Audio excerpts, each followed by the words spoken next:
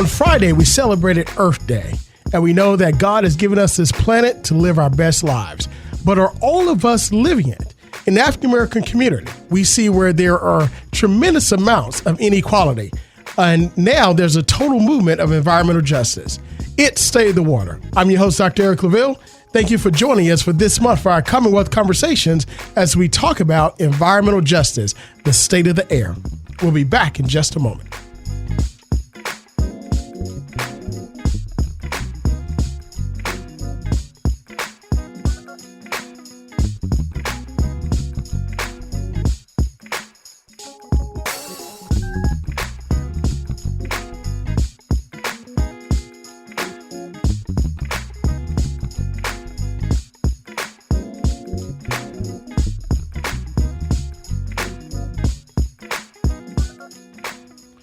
Welcome back. It's State of the Water. I'm your host, Dr. Eric Claville. Look, we'd like to thank you all for joining us, as you always do, as we broadcast live from the campus of the Norfolk State University, home of the Spartan Nation, here in the great city of Norfolk, Virginia, in the Hampton Roads region, in the Commonwealth, the great Commonwealth of Virginia. Well, as we broadcast here on WNSB, the new soul of New Sound. No, new sound of Hot 91, the soul of VA. That's right. I'm your host, Dr. Eric Claville, here with you. We also have our producer who's here every Sunday, keeping us right and tight. Marvin Folks, also known as DJ Scandalous. You can hear him here on the radio every Monday through Friday from 2 to 6 p.m. Now, listen, I don't know about you, but how many of you are enjoying this weather that we have out here today? I mean, it's been a phenomenal time that we've been having. And listen, I know spring is in the air because there's a lot of pollen out there. It's still there. It's not as bad as it was a couple of weeks ago, but it's still there. But we also have a lot of wonderful sunshine, cool breeze. And listen, it's time to get out, enjoy our community, enjoy our environment, enjoy this great region that we call Hampton Roads. Marvin, there's a lot of people that come here because of it's Hampton Roads. For the beach, for the naval base, for some of our wonderful museums. The weather is just beautiful. I think it's going to be a really nice spring. Mother's Day is right around the corner.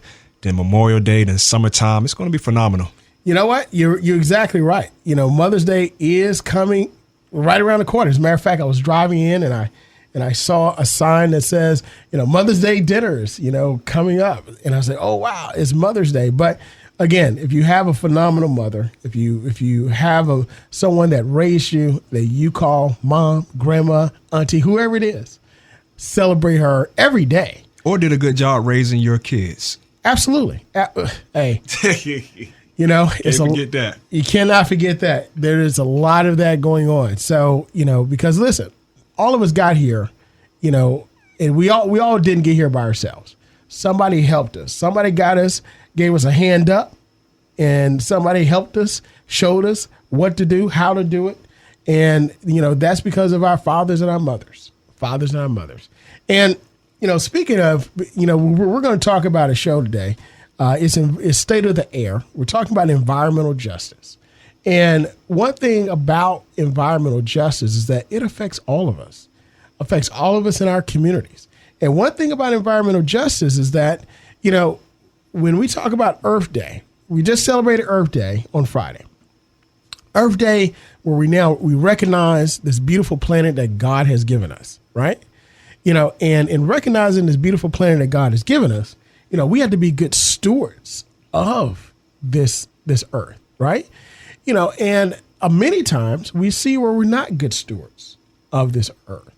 And unfortunately, we see where not being good stewards of this earth, there's a lot of damage that's being done in the air, in the water, contamination in the water, contamination or pollution in the air, contamination and pollution in our soil. So our food, the air that we breathe, the waters that we drink, we're constantly putting in toxins in our bodies that's really doing us a lot of harm.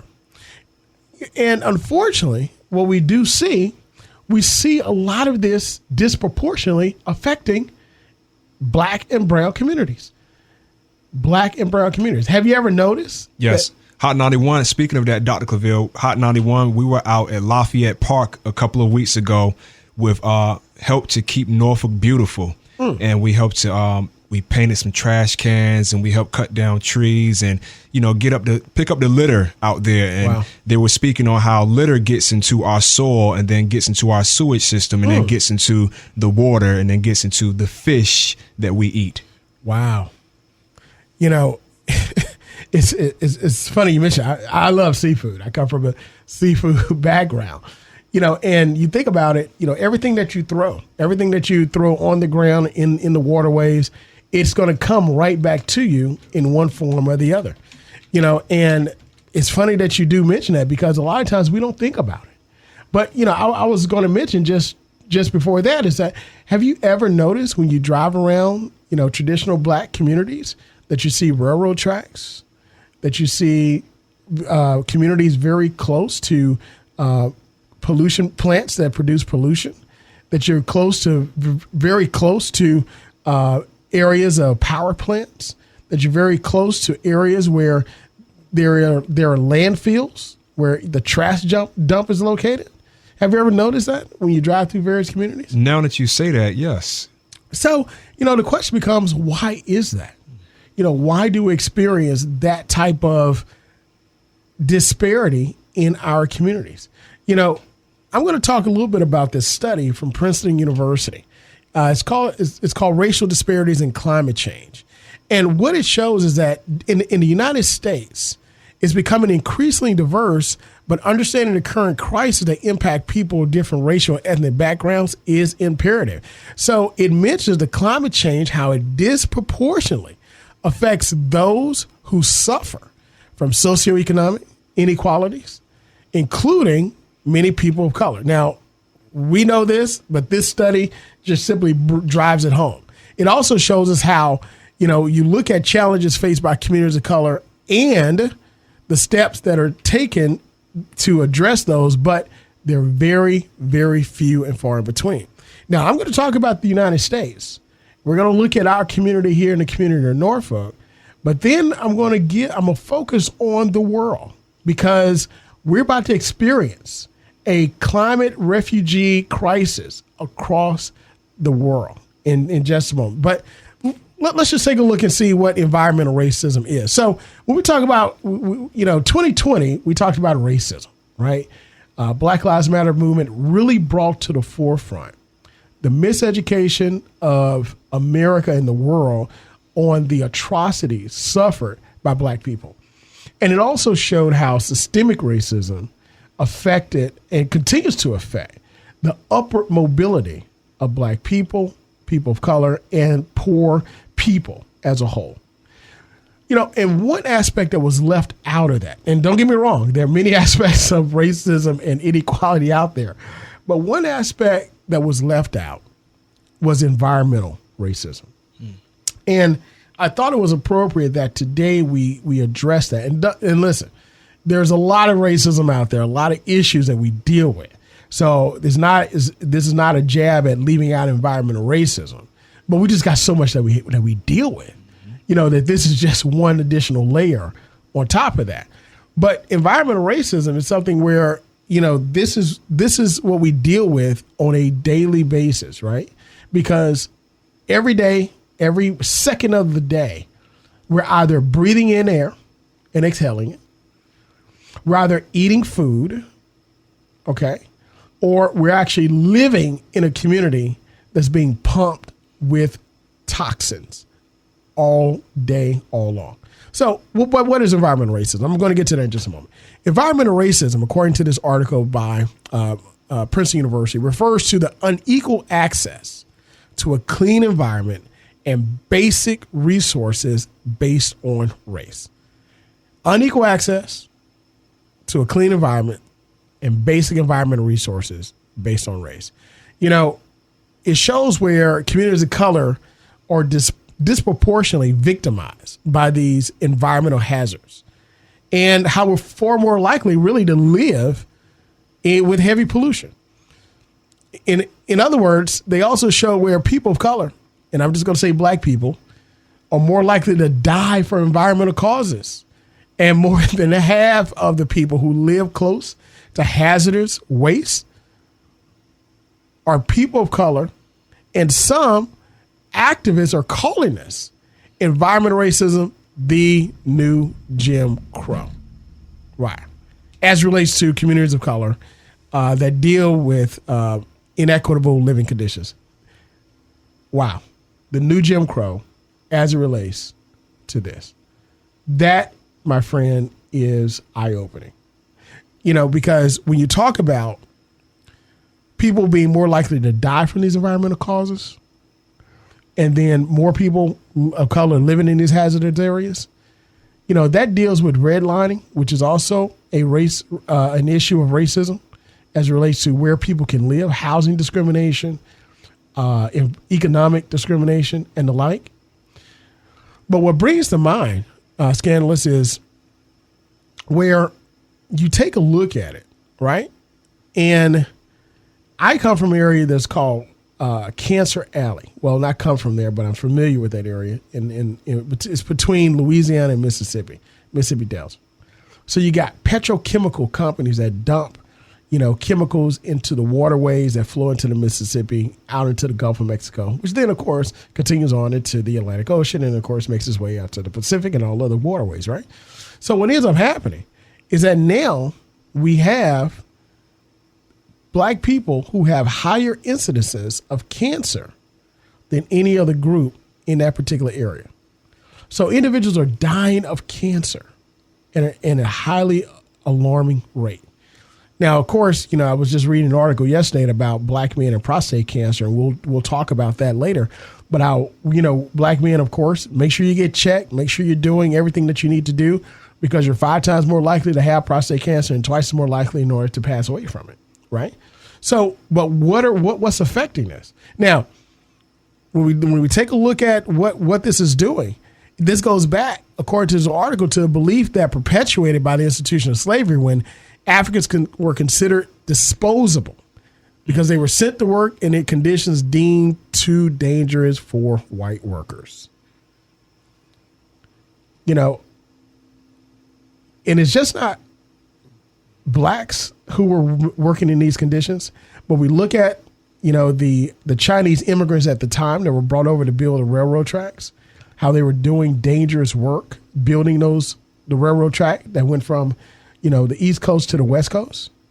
And then after doing the work, they were basically fired from the job, and then white men took those jobs, But, it's every time we take a look at dangerous jobs, it's people of color, Black and brown people that are doing these jobs.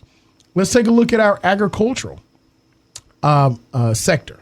You have individuals who are working around pesticides all the time.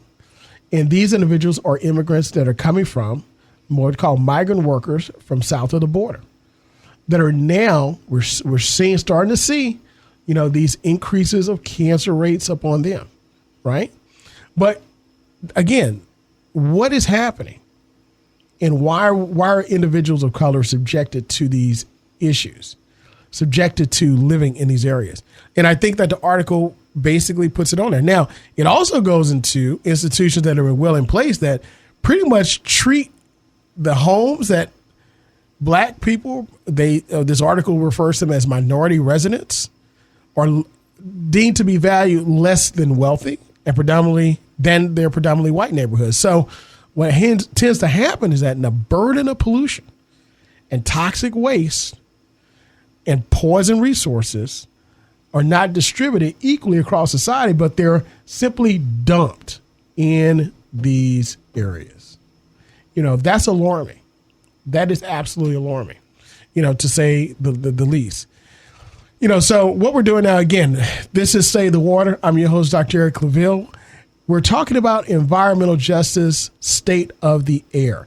We just celebrated Earth Day on Friday, and we're looking at the impact and the effect of environmental injustice, environmental racism, and the unequal distribution of waste and toxic materials upon people of color, Black people, and also their communities in which they live. Currently, we're talking about a study from Princeton University, and we're also going to take a look at an article that was produced and provided to us by the national spokesperson for the American Lung Society. We're going to look at the state of the air and how toxic is our air. In the second half hour, we will have a guest on who's going to be joining us where we're dealing with, we're talking about this environmental justice movement. So again, when we take a look at the issues that we're dealing with, let's take a look at where these toxins are and how they're disproportionately affecting African Americans. So let's take a look at the air quality. Now, the American Lung Association State of the Air report that came out on April 21st of this year said that nearly 9 million more Americans are impacted by deadly particle pollutions, and people of color are 61% more likely than whites to live in areas with poor air quality.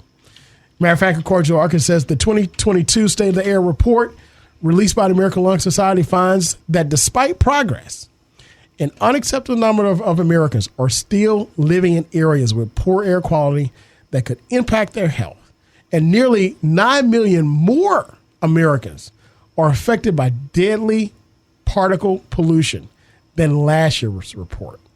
And the burden of air pollution is unevenly shared as these communities of color continue to be disproportionately exposed to unhealthy air. Now, according to Dr. Cedric Jamie Rutland, MD, who is the National Volunteer Medical Spokesperson for the American Lung Association, he states that this year's State of the Air report shows an alarming number of people are living in areas with poor air quality that could impact their health. And as a pulmonologist living in Southern California, he sees it firsthand, the impacts of air pollution and specifically particle pollutions from wildfires on his patients. As a matter of fact, he said, in addition, communities of color are disproportionately exposed to unhealthy air.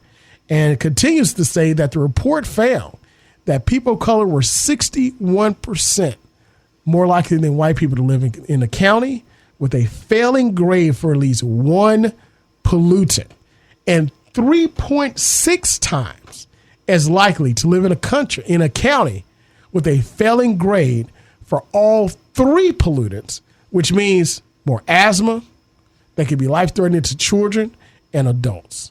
Wow. You know, that just seeing that report and hearing that is alarming within itself. I mean, when you talk about Southern California, you know, you're talking about clear air, you're talking about, you know, the beach, the ocean, you know, the salt water, the chilly nights where you got to put on a sweatshirt. But Dr. Rutland said he sees it, you know, in his patients, how the air is infecting their bodies, infecting their health, infecting their lungs. And of course, what you breathe in, Marvin, it goes into your bloodstream and it goes all through your body. You know, you're a fitness guy. You know, you understand how important it is to treat your body right. You know, if you don't treat your body right, what ends up happening when you're trying to get healthy? It's going to take a long time to get back to where you should be. It was a picture when the pandemic first hit of California and when everybody was on the lockdown, and it showed a picture of maybe like 2 years prior or a year prior of how the scenery and the air looked, opposed to how it looked once the pandemic hit and everybody was in the house for like weeks and months at a time, and the air was so clear because nobody was on the road like they were before. So the cars play a huge part as well. Wow. You know, smog. People talked about smog and what you see when you drive. Now, of course, we're going toward more green energy, more clean energy, which is good, but we're still living in a society where we're putting up a lot of smog. Look, I want to point out something from this State of the Air report. And again, if you go take a look at the American Lung Association 23rd State of the Air report that's been released. Again, this was provided to us by Dr. Rutland, who is, again, the National Volunteer Medical Spokesperson for American Lung Association. You know, this is very, very disturbing because it talks about the future. He said, for the first time, the 2022 State of the Air report lists pregnant people as a population at high risk for health impacts from air pollution. Pregnant people are listed now as a separate category. Now, that's very important because the woman that's pregnant is not just breathing for herself, but she's breathing for the future that's growing inside of her. So it goes on to say that more than 1.5 million pregnancies were recorded in 2020 in counties that received at least one F for particle pollution. Now, of those, this report stated that 210,000 were in counties that received failing grades for all three measures. And what does this mean? These adverse impacts from air pollution that's been shown both for those who are pregnant as well as for those that are of the developing fetus. So it goes on to state that exposure to both ozone, particle pollution during pregnancy is strongly associated with premature births, low birth weight, and stillbirth. So when we talk about these risks, Marvin, these risks are being amplified in pregnancies where the mother's already at a higher risk because she's pregnant. And also, such as people of color and those with chronic conditions. Now, let's tack on the issue that we dealt with pregnant black women being pregnant and the morbidity and mortality rate of both the unborn child and also the mother giving birth, right? And what happens is now when you tack on the issues in healthcare disparities and discrimination, where black women giving birth are more likely to die in childbirth, their child's more likely to die because of racism. And then you pile on the conditions in which they're living, the pollution in the air of 1 to 3 particles. And then on top of that, the increased health risk of not just the air, but also the water and then the food that they eat. That's the future. And they're birthing the future of our communities. So now you ask yourself, how bright is our future? What are the issues that are continually to impact the future of our communities and really the future of our country and the future of our world? Because we're not just looking at people. Now, keep in mind, the United States is a fairly clean, industrialized, advanced, technologically advanced country. What about countries that are not? How much more dire is their situation?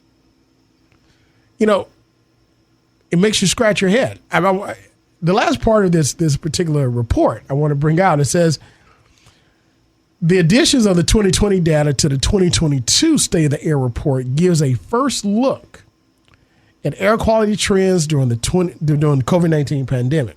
Now, what they showed was, regardless of the shutdown in 2020, there were no obvious improvement, and it found that more days with very unhealthy and hazardous air quality than ever before in the 2-decade history of the report.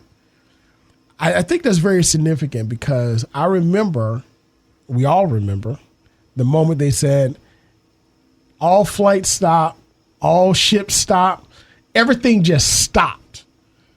Nobody was on the street. And I remember coming to the office one day during quote unquote rush hour, and I was literally the only one sometimes in the tunnel. Wow. Right. Like nobody was driving. Nobody. And like the air was very clear. I remember that. And I remember reports about people saying how clear the air is. And what's happening is, unfortunately, according to this report, there was no obvious improvement. Now, of course, you have some, right? But there's no obvious improvement, in that. Yeah. That's a head scratcher within itself, because even during a total shutdown, we're not experiencing those major benefits of our environment becoming better.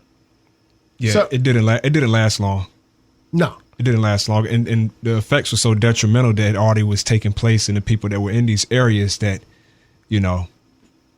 take some time to bounce back from it. or even detect it. It seems like this is kind of hard to detect. You don't know it unless you have this information right here that you're sharing. Absolutely. As a matter of fact, I want to go back to the Princeton report. So that was the State of the Air report, again, by American Lung Society. I'm sorry, the American Lung Association 23rd State of the Air report.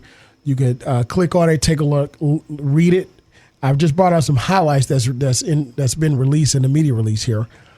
But I want to go back to the Princeton report and point out something else, because remember I talked about toxic chemicals that were in the waters in Cancer Alley. Well, it's just not Cancer Alley, but it's everywhere. Matter of fact, according to the Princeton report, it says annually, the United States oil and gas industry releases about 9 million tons of methane gas and other toxic chemicals into the atmosphere. In America?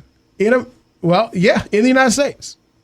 In the United States. Now, it says that African American and low-income communities are disproportionately affected by air pollution in the United States. For example, according to the report, more than 1 million African Americans live within a half mile of a natural gas facility. Now, according to the U.S. Census, the last is about 45 million African Americans in the United States. 1 million. More than 1 million live within a half mile of a natural gas facility. And over 1 million African Americans face cancer risks above EPA's level of concern due to unclean air, and more than 6.7 million of African Americans live in the 91 U.S. counties with oil refineries. So in total, African Americans are 75% more likely than white people to live in a fence line communities. And what does this mean? Fence line simply means these are areas near commercial facilities that directly affect the population and that produce noise, odor, traffic, or emissions that are affecting them. So additionally, exposure to poor air quality can cause numerous health problems, as we know, such as asthma, but approximately 13.4% of African American children suffer from asthma as compared to 7.3% of white children. 9 million tons of methane gas and toxic chemicals in the atmosphere. Over 1 million African Americans live near a natural gas facility that's pumping this into the air. Another 1 million. Over 1 million face a cancer risk that's higher than the EPA level. And 6.7 million African Americans live in 91 U.S. counties with oil refineries. And total, more than African Americans are 75% more likely than whites to live within a fence line of a facility producing noise, odor, traffic, and emissions directly impacting them. So it's no wonder that we're experiencing this. It's no wonder that, these things are what we know and that are affecting us on a negative basis. So, that becomes an issue. That becomes an issue that we need to be focused on. That becomes an issue that our government needs to be focused on. That becomes an issue that, we all need to be focused on. Again, this is for our society, because what ends up happening now is that if we have a society of one group of people, that's a significant number, we're talking about 45 million, that 45 million, 75% are more likely to live in those areas. All right. So, that's a lot. That is a lot. So let's just do simple math. If we're talking 40 million, 30 million are more likely to live in that. Wow. And then, of course, of 5 million, we're talking 1.25. So you're talking 31.25 million African Americans of 45 million, according to U.S. Census, approximately, that are living within these commercial facility areas. That's alarming. But again, when we're talking about this affecting us, this not just affects African American community, but this affects all our community, because now hospital rates go up, medical treatment goes up, the whole nine. But we're going to talk more about this. We got a special guest coming on in the second half hour of This State of Water. I'm your host, Dr. Eric Claville. State of the Air, Environmental Justice and Racism. We'll be back in just a moment. I'm Dr. Felicia Mebane, Executive Director of the Center for Public Health Initiatives at Norfolk State University. April is Minority Health Month, and we want you to focus on your health. What can you do to lower your risk of heart disease? It is important to take medications for high blood pressure, diabetes, and heart disease as instructed by your doctor. If you have side effects from your medications, inform your provider so they can go over different ways to reduce the side effect or change the medication rather than stopping altogether on your own, which increases the risk of morbidity and mortality from heart disease. This Focus on Your Health was provided by the Center for Public Health Initiatives at Norfolk State University. For more information, go to www.nsu.edu/public health. It's State of the Water. I'm your host, Dr. Eric Claville. We'd like to welcome you back as we broadcast live from the campus of the Norfolk State University, home of the Spartan Nation, the biggest and best HBCU in the Commonwealth of Virginia. And I dare say, one of the top universities in the country as well. Yeah, we're on WNSB, the new sound of VA, the solar, Hot 91, solar VA. We got our producer, Marvin Folks, here, also known as DJ Scandalous, here keeping us right and tight as always. So as we talk about environmental racism, we're looking at state of the air. And in the first half hour, we looked at a study that was released by the American Lung Association, and we looked at some statistics that were there. And joining us here to drive this point home some more is Dr. Cedric Jamie Rutland, who is the National Volunteer Medical Spokesperson for the American Lung Association, who is also a pulmonologist in the great state of California. Dr. Rutland, thank you for joining us here on State of the Water. Hey, Dr. Claville, thanks for having me. Really appreciate it. Absolutely, absolutely. You know, we were talking to our guests earlier as we broadcast across the area of Hampton Roads and of course, on our app, which goes across the country and the world. And we were talking about the report that was released regarding state of the air. We also took a look at a Princeton University report that also dealt with air quality and environmental racism. And we start to look at some issues that are dealing with that, systemic issues that really drive home the reason why we're experiencing what we're experiencing. But from your standpoint, a medical doctor who is, again, a spokesperson for the American Lung Association, we want to hear from your perspective. What are we facing in 2022 as it relates to the quality of air in our country and more specifically in our Black communities? Yeah, it's such a good question. I think from a scientific perspective, we have to understand that the lung in general is one of the organs that's constantly exposed to the outside environment. What do I mean? Is every breath you take, you're snatching the environment that surrounds you and you're introducing it to the inside of your body. That means your body has a responsibility to protect you from that outside environment, and it can also react to that outside environment. So when you're talking about air quality, what we're talking about is breathing in harmful particles, right? Particulate matter that's 2.5 microns or less. We're talking about ozone. We're talking about microplastics in the air. Breathing those particles in and exposing it to your body, and your body will respond in an inflammatory type of way, causing inflammation in your lungs, which leads to inflammation of the entire body, right? And so when you look at certain areas of this country, right, areas north of me, Long Beach, one of the worst areas in the world for air, these children, these adults, being constantly exposed to this harmful environment causes significant airway disease, asthma, interstitial lung disease, right? Also leading to heart disease.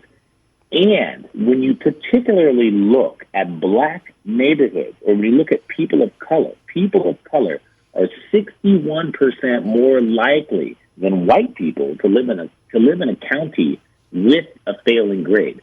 Forget about the failing grade. They're more likely to live in a county where the air quality sucks. It's just terrible. Wow.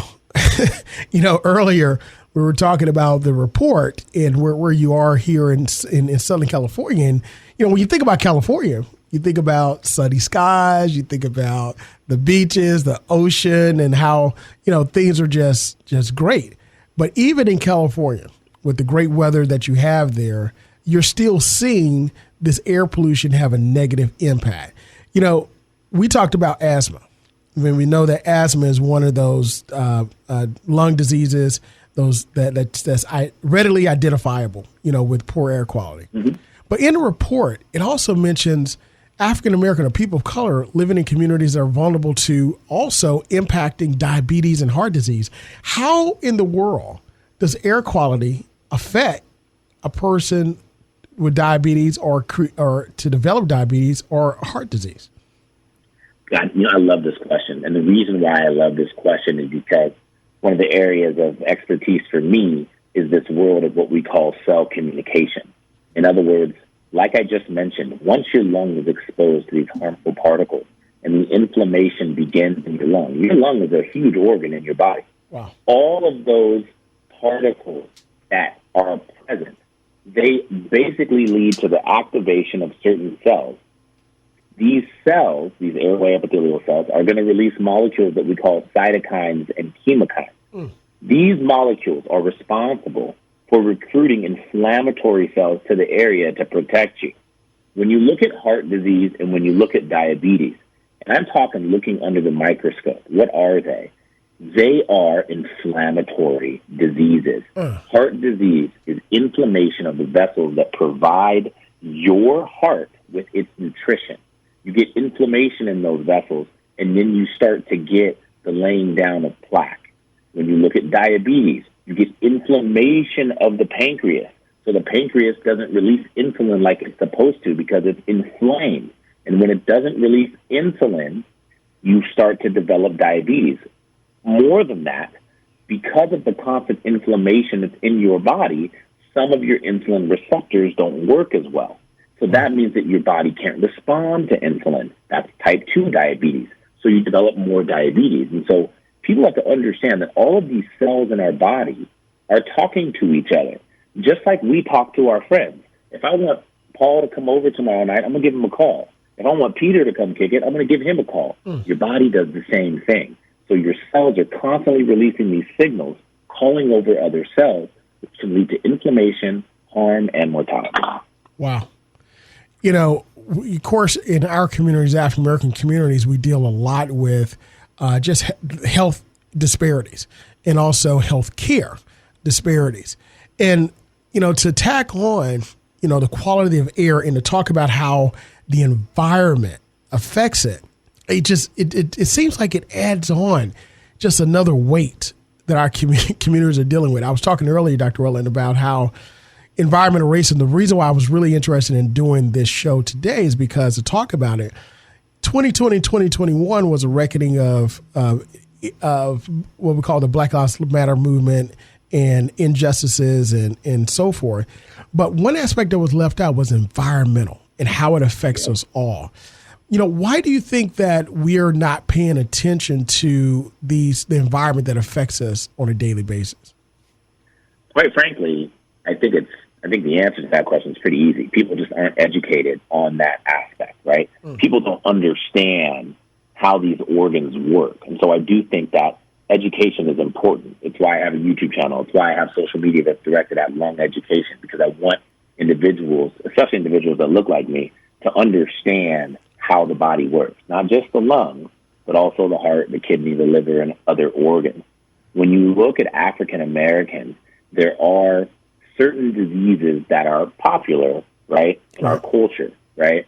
Diabetes is there. Lung disease and COPD is there, secondary to smoking and menthol cigarettes. And I don't want to get into that, but we can. There are these conditions that which, when they are present, when you tap on air pollution, that just leads to more risk and a higher mortality and other diseases that you are going to obtain because you live in these areas where diesel trucks are allowed to drive through your neighborhood, but they're not allowed to drive, 2 miles north where people that don't look like us live. That's right. And so that causes this issue. But I will say, and I do work with the White House, with the Office of Public Engagement, I will say that the current administration is trying to help with that. What are they doing, right? They're trying to transition the school bus fleet nationally from diesel production, right, and using combustion to drive students and move students to school to a more electric fleet, right? And there's $5 billion that are set aside for that. So they are trying to do certain things to help, right? And so that is an issue that people are beginning to recognize. Personally, I just think that people got to do a better job educating people about the body, how it works.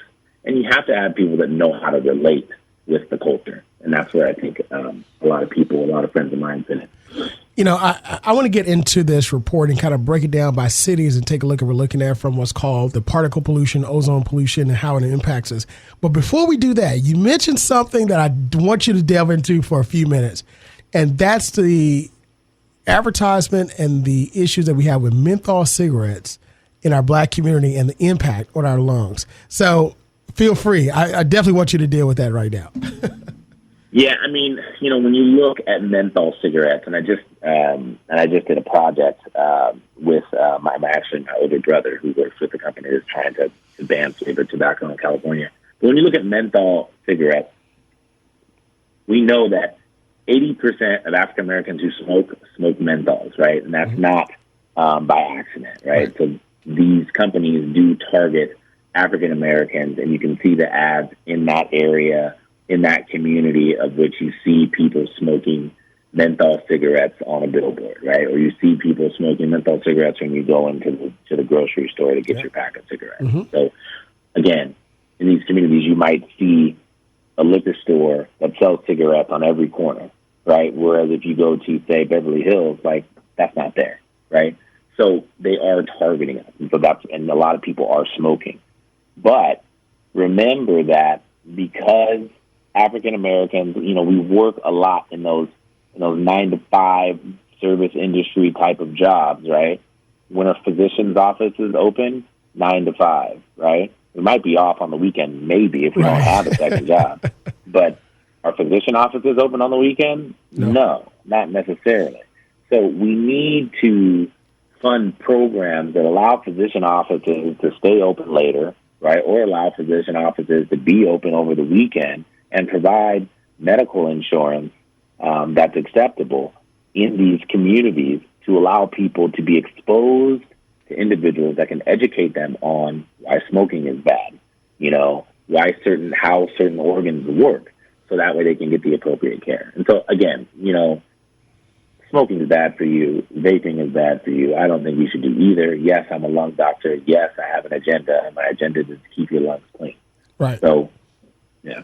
Absolutely. You know, it's funny you mention that because when you talked about menthol cigarettes and the images that came to mind, you see the Cool brand, you see the Newport brand, and all those other menthol cigarette brands to show somebody looking really cool. And then with vaping, it's like, oh, it's an alternative from harmful cigarettes. And come to find out, it's even more harmful than cigarettes themselves. So it's, you know, again, more weights that are put on our shoulders to just really deal with.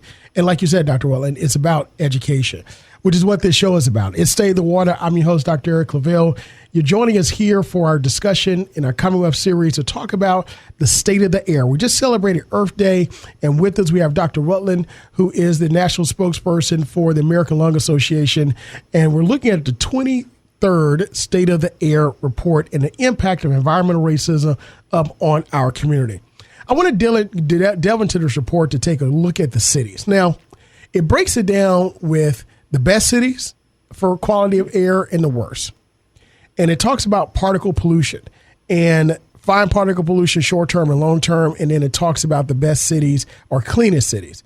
I want to just kind of give a quick one-liner of what particle pollution is. It talks about fine particle matter in the air that's unhealthy from wildfires, wood-burning stoves, coal-fired power plants, diesel engines, and other sources. And it lists the top 5 cities that are most polluted by short-term particle pollution. Dr. Rutland, they're in your backyard. They're 4 out of 5 are in California. Oh, yeah. Yeah, they are. I mean, we have to understand that particulate matter. So all these things are, everyone, is when big objects like wood break down, they're little bitty particles that get released into the air, right? And you can't see these particles really. I mean, sometimes you can, but sometimes you can't really see these particles. So you take that deep breath in and you're introducing it into your body. And when these particles bind to your airways, right? And your lung is essentially a bunch of pipes that lead to a bunch of balloons stacked on top of one another. Now, these particles, when they bind to those pipes, they cause inflammation. Your pipes are surrounded by muscle. That muscle is going to start contracting, right? It's like lifting weights. And when it starts contracting, it causes wheezing and coughing and shortness of breath and things of that sort. And when those particles reach your balloons, they can cause your cells to become abnormal and can actually lead to lung cancer over the course of years. So in my backyard in California, because of the oil drilling and some of the plants that are located here and the ports that are here, right? We're a coastal city here, and we got a large amount of ports here. You get a lot of this pollution that's created, and it's something that I care about because I live in this state, and I love this state. I mean, I was in the Midwest for 10 years and then came back to California.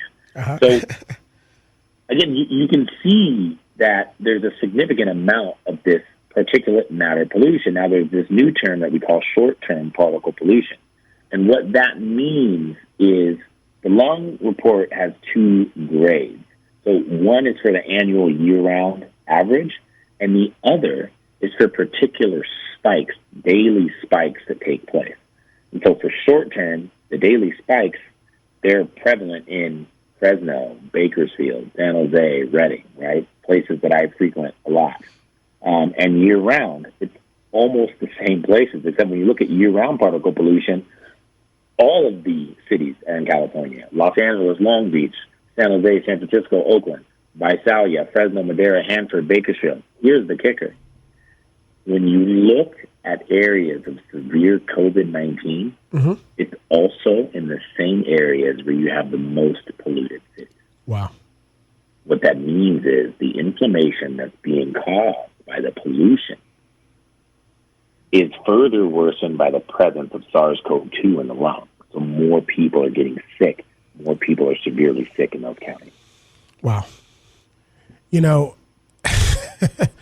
I mean, I'm listening to you, and I'm thinking about how, you know, the majority of our population have no idea, you know, about how we're being impacted negatively by the quality of our air. And I'm also thinking from a policy standpoint, how big industry have really pushed and lobbied to continue to push what I call protectionisms. Of course, they call them regulations, in order to continue doing what they're doing.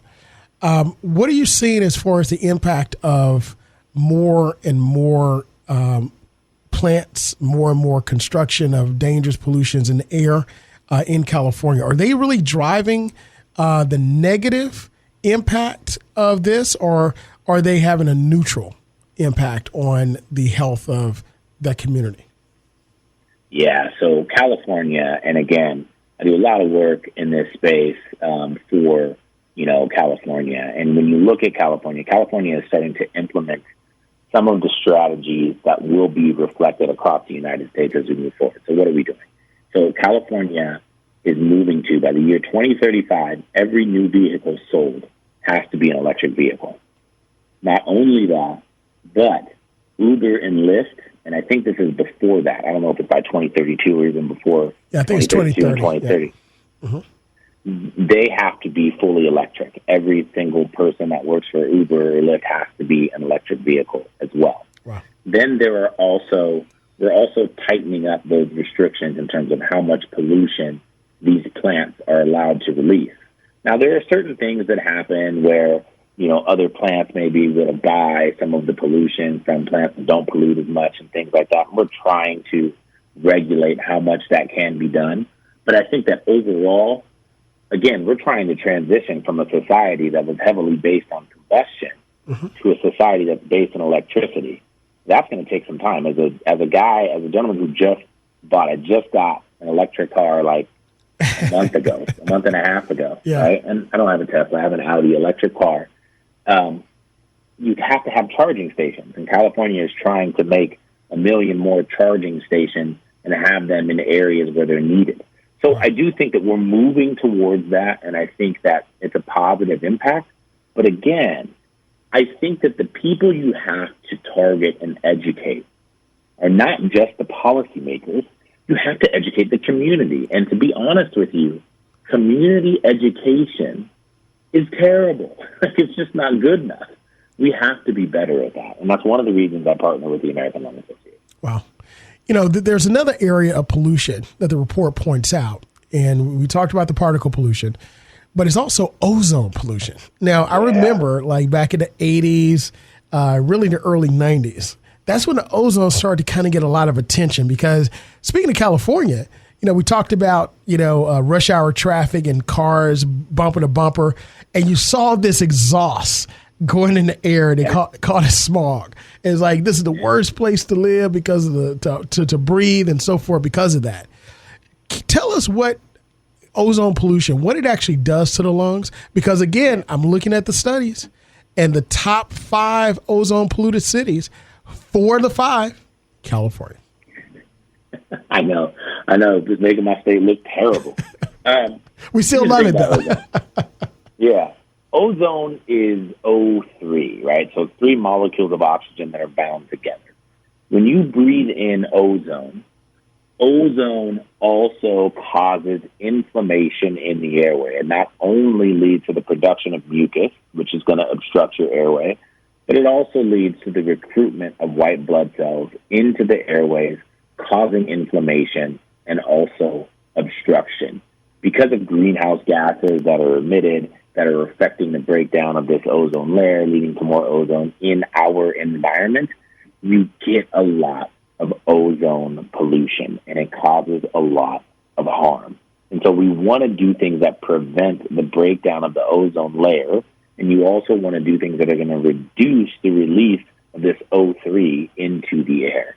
And so, again, California usually leads the country or world in terms of policy because we're so bad, but I do think we're headed in the correct direction. The question is, are we headed there fast enough before there's too much damage? And when you look at particulate matter, 9 million more people in this State of the Air report are exposed to worse particulate matter in the air as compared to the previous report, and that's a little concerning. Wow. A lot concerning.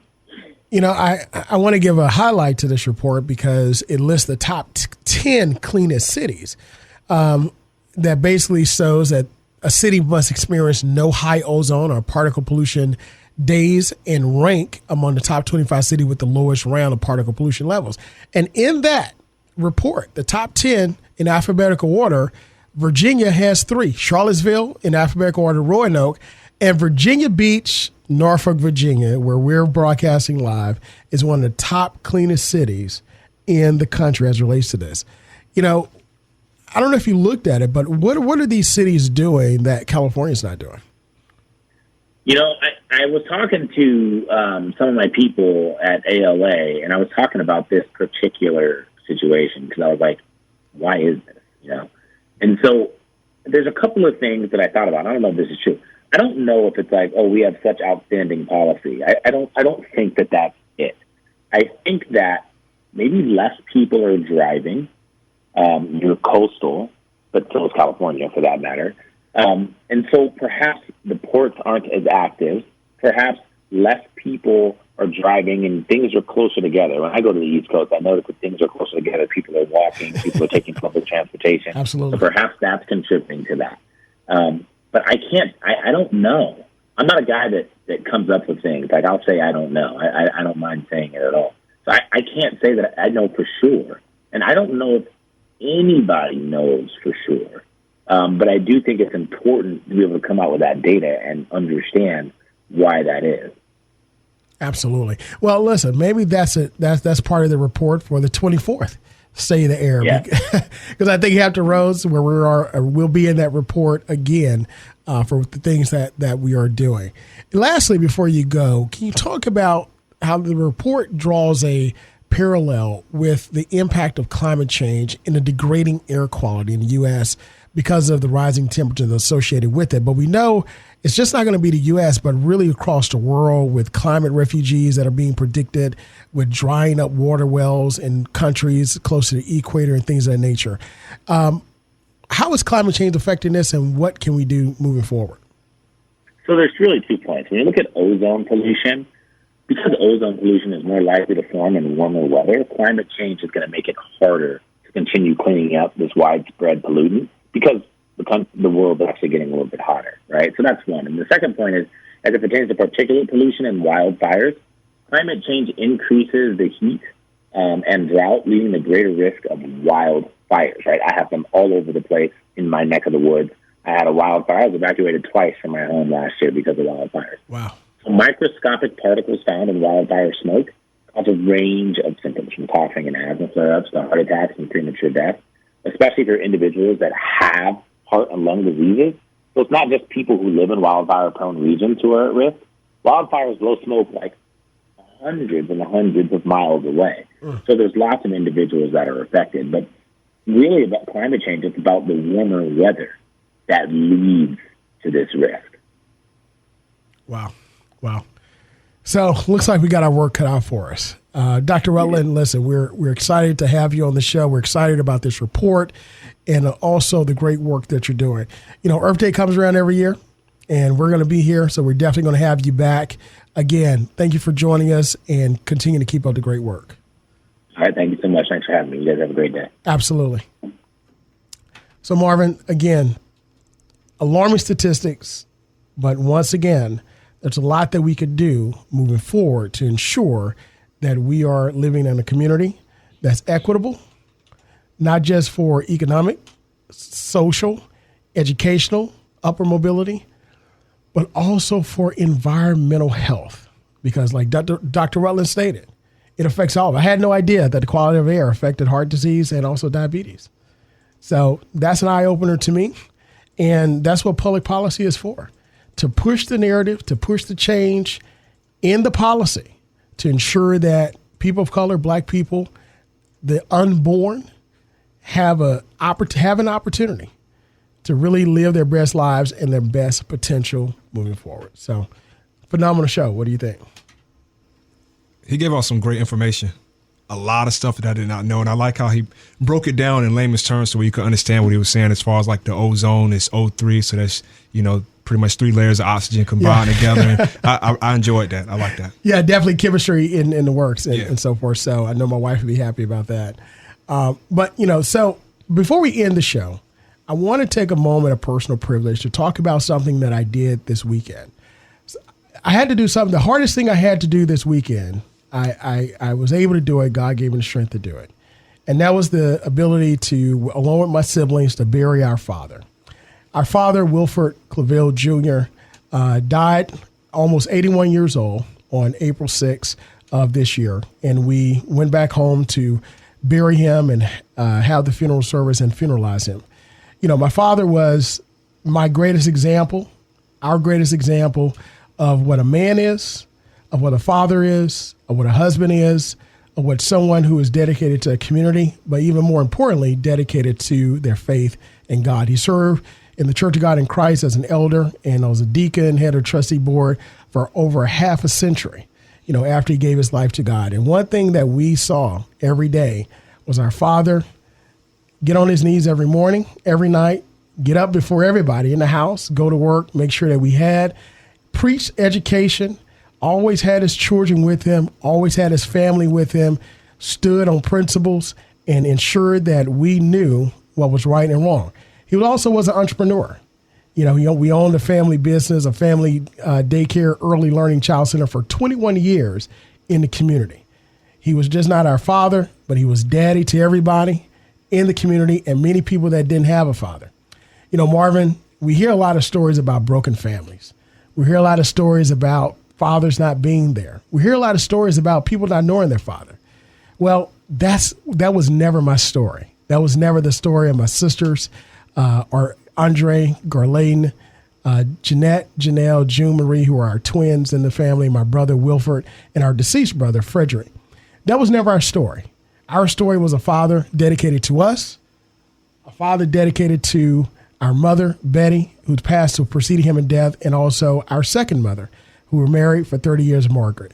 So, Father, I thank God for having him. It was the hardest thing I had to do, but it was a great celebration of life. So, Dad, we love you. We thank you for everything. And if you have parents out there, cherish them and love them.